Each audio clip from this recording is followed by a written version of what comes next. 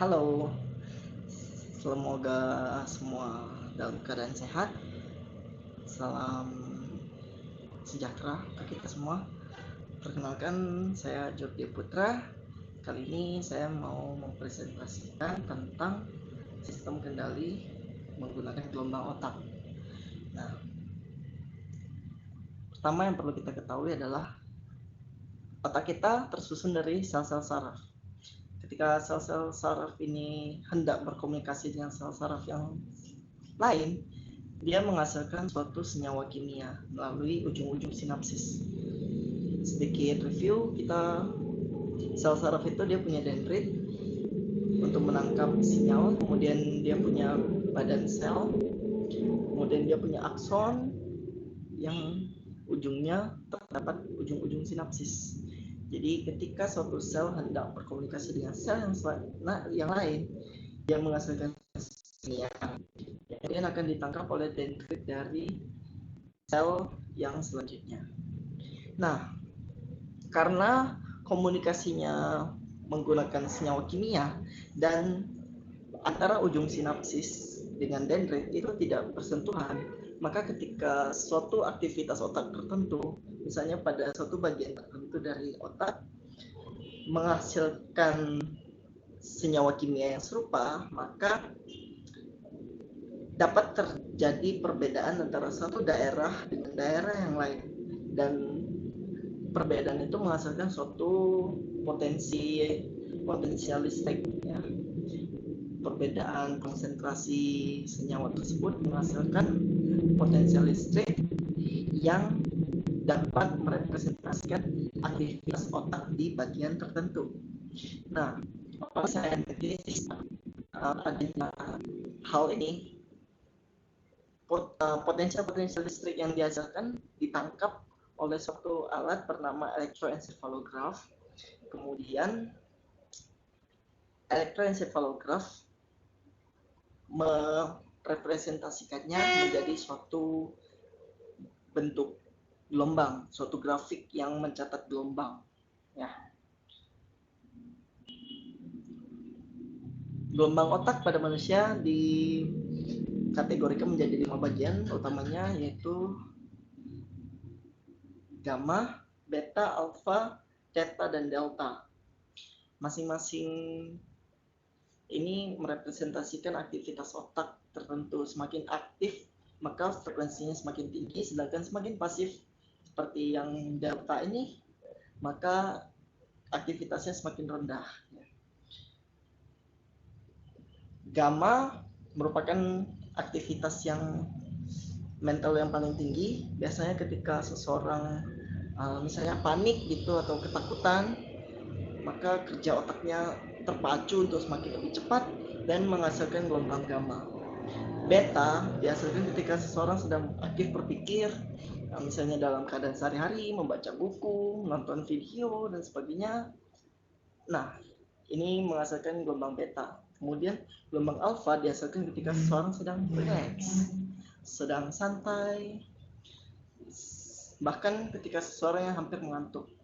Theta dihasilkan ketika seseorang sedang tidur ringan, sedang ngantuk, tidur gitu ya. Dan delta biasa dihasilkan ketika seseorang sedang dalam keadaan koma atau tidur tanpa mimpi.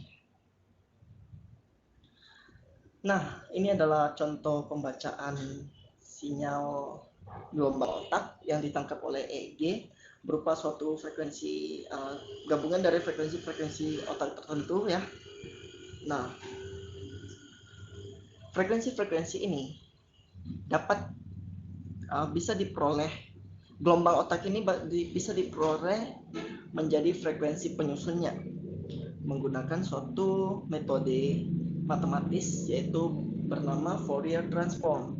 Fourier transform terdiri dari 2 rumus berikut, dan dia dapat merubah misalnya suatu sinyal seperti ini, suatu gelombang yang seperti ini dapat dipecah menjadi gelombang yang seperti ini, gelombang yang tersusun dari frekuensinya. Jadi intinya dia itu memecah suatu gelombang yang tersusun dari frekuensi sehingga bisa diperoleh pola frekuensi penyusunnya. Gelombang otak yang telah dibaca juga akan dipecah menjadi gelombang frekuensi-frekuensi tertentu.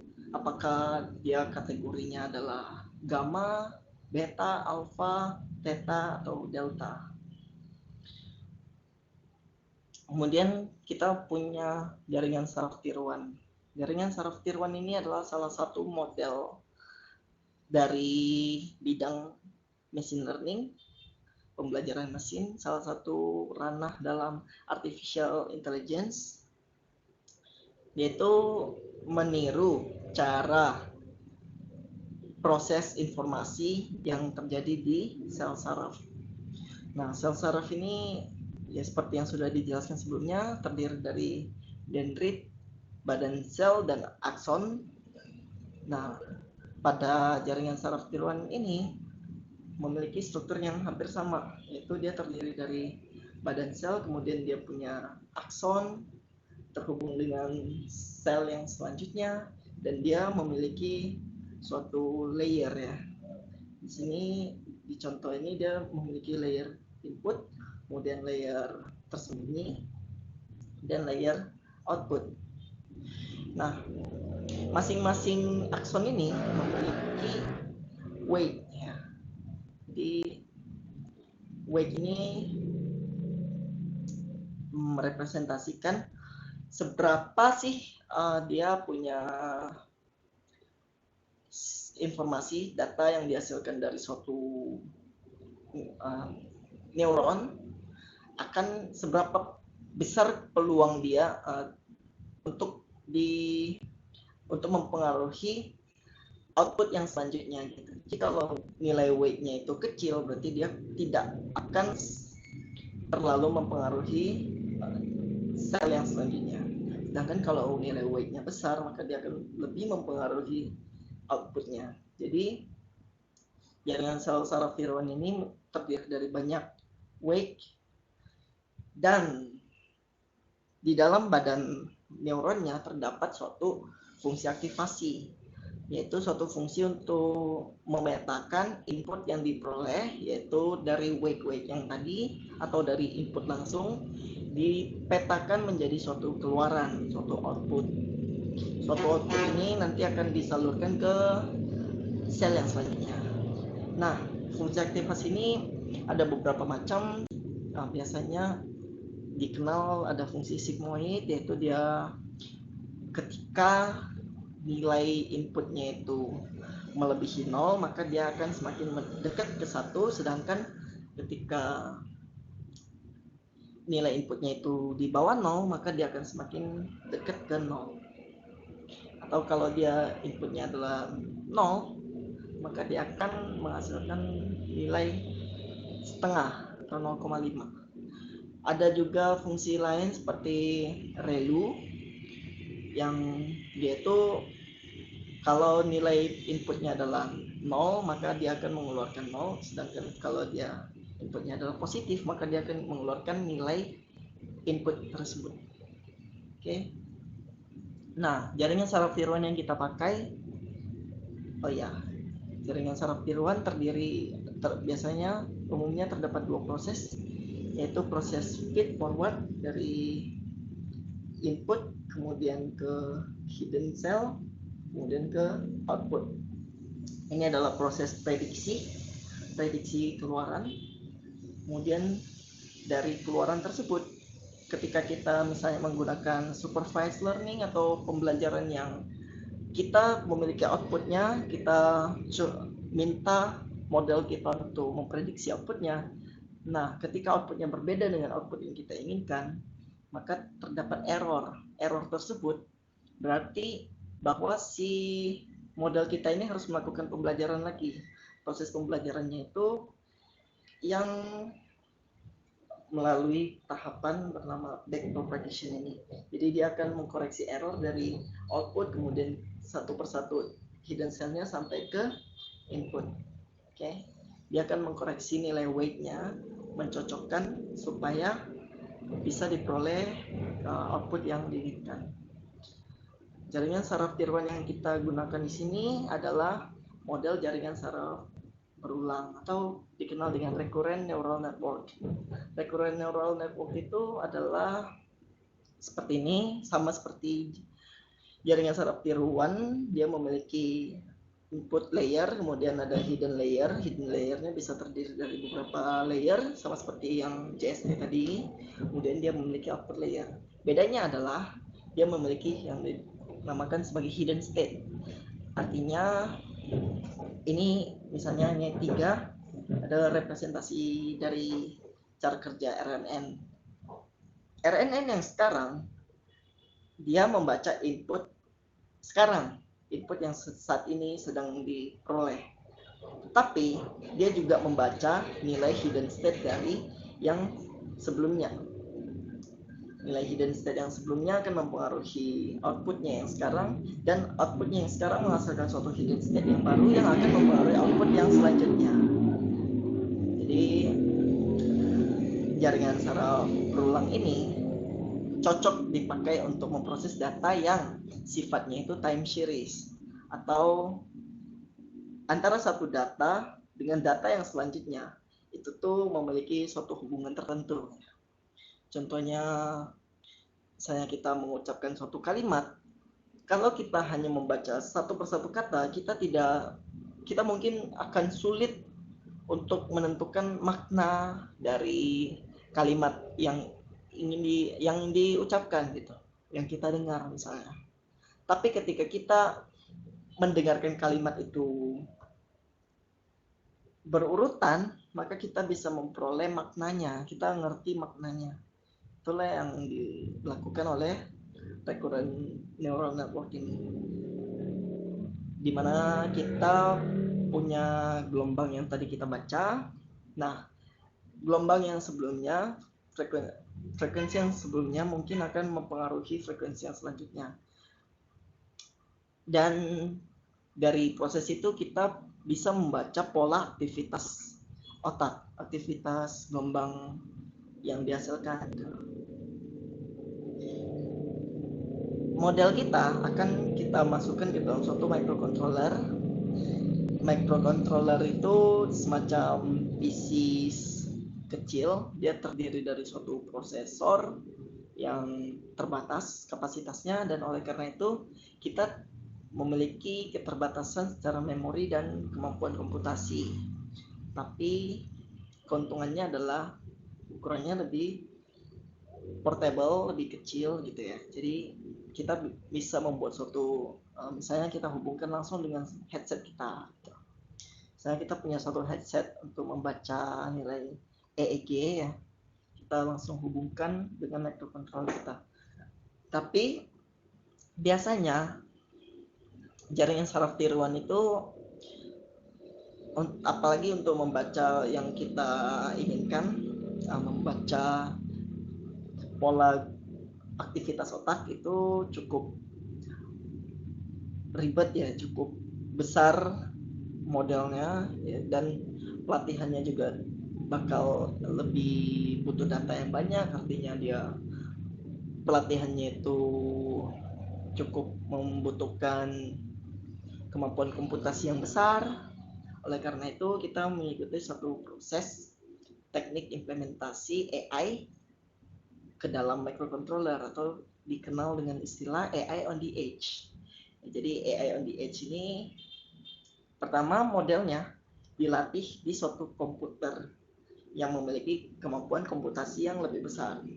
Kemudian setelah kita memperoleh model yang kita inginkan, model yang udah sesuai dengan yang mampu membaca pola, dalam kasus kita lakukan optimasi untuk model tersebut, supaya misalnya kita hapus beberapa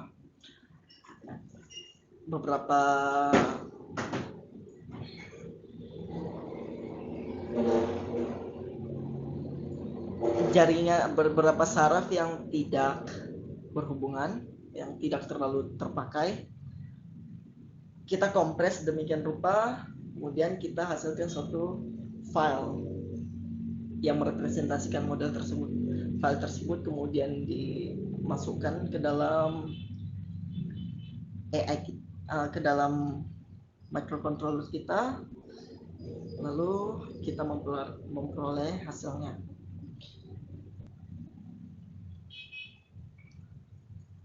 Nah, di dalam microcontroller, ketika kita sudah memiliki model yang mampu memprediksi dari pembacaan EEG, memprediksi perintah yang diinginkan, perintah tersebut kemudian akan dikirim menggunakan gelombang radio ya. Gelombang radio mengirimkan perintah kita berupa suatu sinyal yang telah kita encode. Misalnya kita katakan suatu nilai kita representasikan nilai misalnya 1, 2, 3, 4 untuk 4 arah gitu, atau sebenarnya kita merepresentasikannya menjadi 2 channel ya. Jadi channel untuk maju mundur dan channel untuk belok ke kiri dan ke kanan. Masing-masing channel memiliki nilai dari 0 sampai 255 atau pokoknya 1 byte. Nah, kalau nilainya itu besar, artinya nilai channel maju besar, artinya kita ingin dia maju lebih cepat. Sedangkan kalau nilai channelnya itu kecil, maka kita ingin dia untuk mundur. Sedangkan kalau dia kiri dan kanan sama, kita semakin besar nilainya, maka dia akan lebih belok ke misalnya ke kanan gitu. Sedangkan kalau nilainya di tengah berarti dia tidak belok. Ketika nilainya itu kecil berarti dia beloknya ke kiri. Ya. Encode dari nilai-nilai tersebut akan dilakukan menggunakan salah satu dari 3 cara ini. Ada yang namanya pulse amplitude modulation, pulse width modulation, dan pulse position modulation. Masing-masing adalah suatu cara untuk merepresentasikan nilai menjadi suatu sinyal frekuensi. Pulse amplitude modulation dia merepresentasikan nilai berdasarkan amplitudenya. Semakin tinggi amplitudenya maka semakin besar nilai yang ingin direpresentasikan. Pulse width modulation dia merepresentasikan nilai menjadi lebar dari suatu active state ya, disebut sebagai duty cycle. Contohnya kita punya duty cycle selama 2 milidetik. Jadi kalau dia masa aktifnya itu hanya 1 milidetik, artinya dia itu 50% duty cycle-nya. Sedangkan kalau dia lebih kecil dari itu, berarti dia semakin mendekati 0%, dan lebih lebar dari situ, maka dia semakin mendekati 100%. Jadi modelnya itu aktif, kemudian berapa lebar duty cycle-nya, kemudian dia turun lagi. Sedangkan pulse position modulation yaitu merepresentasikan berdasarkan posisi berapa jauh antara satu frekuensi dengan frekuensi yang lainnya. Suatu sinyal rise dengan sinyal rise yang lainnya. Semakin lebar maka semakin besar nilai yang direpresentasikannya. Kalau kita punya 2 channel berarti kita harus mengirimkan 2. Untuk yang pulse amplitude dan pulse width modulation, kalau kita punya 2 channel maka kita harus mengirimkan 2 series gelombangnya. Sedangkan kalau menggunakan pulse position modulation kita bisa mengirimkan keduanya sekaligus, yaitu kita representasikan menjadi 2 nilai yang series gitu. Jadi misalnya nilai pertama kecil, nilai kedua besar. Contohnya dia ingin mundur ke arah kiri gitu ya. Jadi kita representasikan sebagai ini, misalnya titik startnya kita punya nilai pertama, kemudian nilai kedua. Jadi ya kurang lebih seperti ini. Kemudian kita punya jeda yang artinya pergantian untuk seri yang selanjutnya. Nah, ini adalah alur pembuatan sistem kita. Pertama, kita lakukan perekaman data untuk training kita. Caranya adalah kita minta beberapa orang untuk mengendalikan suatu mobil remote control dengan dipasangi headset EEG. Jadi sambil dia mengendalikan mobil, dia karena dia memakai EEG, maka EEG ini akan membaca pola, membaca gelombang otaknya ketika dia ingin maju, misalnya dia menghasilkan gelombang otak yang bagaimana, ketika dia ingin mundur, ingin belok dan sebagainya, dia menghasilkan gelombang otak yang bagaimana. Nah, dari pembacaan itu kita juga sekaligus membaca komen yang dihasilkan oleh remote ya. Jadi ketika saat pertama dia ingin maju, kita tahu dia ingin maju dari sinyal yang dihasilkan oleh remote-nya, menghasilkan sinyal untuk maju, dan kita baca posisi pola gelombang otaknya ya. Kemudian kita hubungkan bahwa nilai yang dihasilkan oleh remote adalah output, sedangkan pembacaan dari EEG adalah input. Nantinya akan dipakai untuk untuk supervised learning bagi RNN kita. Kemudian ada frame blocking, karena kita memiliki gelombang yang series, kita ingin memecah menjadi partisi-partisi kecil yang untuk diolah frekuensinya gitu. Kita ingin memperoleh frekuensi dari partisi-partisi kecil. Pemotongan sinyal menjadi pemotongan gelombang menjadi partisi-partisi kecil ini kita sebut sebagai frame blocking. Sedangkan windowing adalah proses untuk menyatukan antara satu frame dengan frame yang lainnya. Jadi bahwa dari frame yang sebelumnya dengan frame yang selanjutnya itu memiliki suatu hubungan. Itu dipakai metode windowing. Jadi kita frame blocking untuk melakukan Fourier transform, kemudian windowing nanti untuk menyatukannya kembali. Gitu. Kemudian kita pakai rumus Fourier transform untuk mencari nilai frekuensinya, sehingga nilai-nilai frekuensi ini akan dijadikan input bagi RNN kita. Jadi RNN kita akan kita latih berdasarkan dataset yang telah kita hasilkan, dataset yang dihasilkan oleh mereka yang telah kita minta untuk mengendalikannya.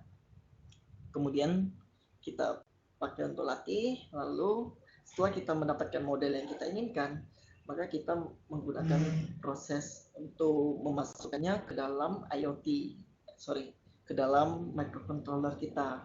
Yaitu kita sudah train, kita optimize dengan alat bernama Toko, kemudian kita convert menjadi nilai heksadesimal ya. Nilai heksadesimal itu kemudian kita masukkan ke dalam firmware kita, ke dalam microcontroller kita.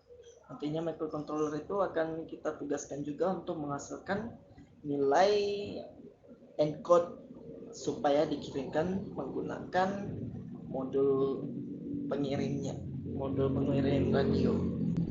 Oke. Dan ketika kita pasang headset encephalograph yang telah kita tanamkan microcontroller, jika user mampu mengendalikan mobil sesuai dengan yang dia inginkan, mampu mengendalikan mobil remote tadi, misalnya dia ingin mobilnya maju, dia membayangkan gerakan tangannya untuk menggerakkan stick maju, dan ternyata mobil itu berhasil maju, artinya kita telah berhasil membuat suatu sistem pengendali. Dan dari eksperimen ini dihasilkan akurasi yang tidak terlalu bagus, mungkin karena resolusi pembacaan dari EEG-nya kurang, tetapi sepertinya menggunakan metode yang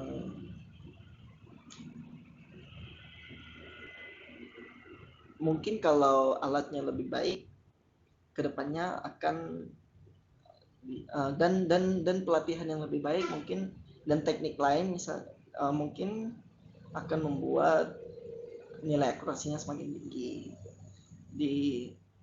Kita berharap kedepannya teknologi untuk mengendalikan menggunakan gelombang otak akan semakin maju, sehingga kita juga akan terbantu ya. Bayangkan kita harus bisa mengendalikan sesuatu bahkan tanpa berbicara, bahkan tanpa menggerakkan anggota tubuh, kita bisa mengendalikannya. Contohnya untuk seseorang yang berada di kursi roda dan tangannya juga tidak dalam keadaan baik, mungkin dia bisa mengendalikan kursi roda tersebut hanya dengan memikirkannya gitu ya. So, jadi ini merupakan penjelasan tentang suatu model untuk membangun sistem kendali menggunakan gelombang otak. Sekian, terima kasih atas perhatiannya. Saya ucapkan terima kasih dan semoga bermanfaat. Sampai jumpa.